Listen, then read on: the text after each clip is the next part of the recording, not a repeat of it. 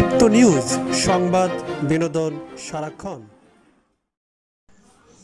নারায়ণগঞ্জে ব্যাংক ডাকাতির চেষ্টাকালে দুর্ধর্ষ ৬ ডাকাতকে গ্রেপ্তার করেছে র্যাব ১১।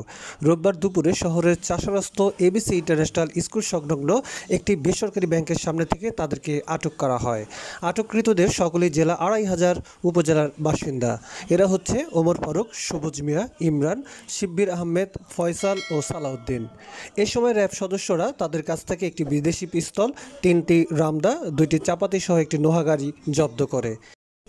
এ ব্যাপারে র্যাব ১১-র অধিনায়ক ইমরানুল্লাহ সরকার জানান, নারায়ণগঞ্জের লকডাউন শিথিল হওয়ায় ৬ সদস্যের ডাকাত দলটি রোববার বেলা ১১টায় নারায়ণগঞ্জ শহরের চাষারাস্ত এবিসি ইন্টারন্যাশনাল স্কুল সংলগ্ন ব্যাংকের সামনে রহস্যজনকভাবে অবস্থান করছিল। গোয়েন্দা শাখার কাছে তথ্য ছিল যে একটি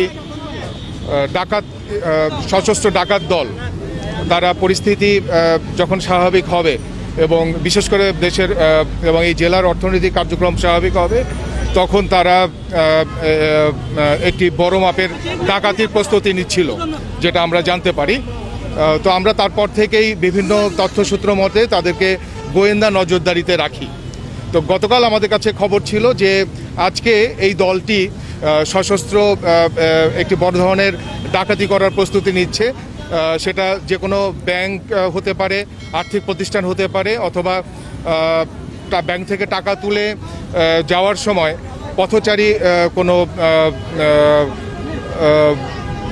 ব্যক্তির উপরেও এই হামলাটা হতে পারে। তো তার ভিত্তিতেই আমরা বিভিন্ন জায়গায় অবস্থান নেই এবং যখন আমরা তাদের গতিবিধি আমাদের নজরদারির মধ্যে আসে, তখনই আমরা এই ডাকাতির প্রস্তুতি নেওয়া কালে তাদেরকে গ্রেপ্তার করি এবং আমাদের আভিযানিক দল বিভিন্ন জায়গায় ছড়িয়ে ছিটিয়ে ছিল, যে কারণে তারা চেষ্টা করা সত্ত্বেও পালিয়ে যেতে পারেনি। এবং আপনারা ঘটনাস্থলেই দেখেছেন যে আমাদের আভিযানিক দল দুদিক থেকে রোড ব্লক দিয়ে তাদেরকে আটকিয়েছে, গ্রেপ্তার করেছে এবং তাদের কাছ থেকে একটি বিদেশি পিস্তল, তারপর বেশ কয়েকটি ধারালো দেশীয় অস্ত্র এবং ডাকাতি করার অন্যান্য যে সরঞ্জাম সেগুলো উদ্ধার করেছে।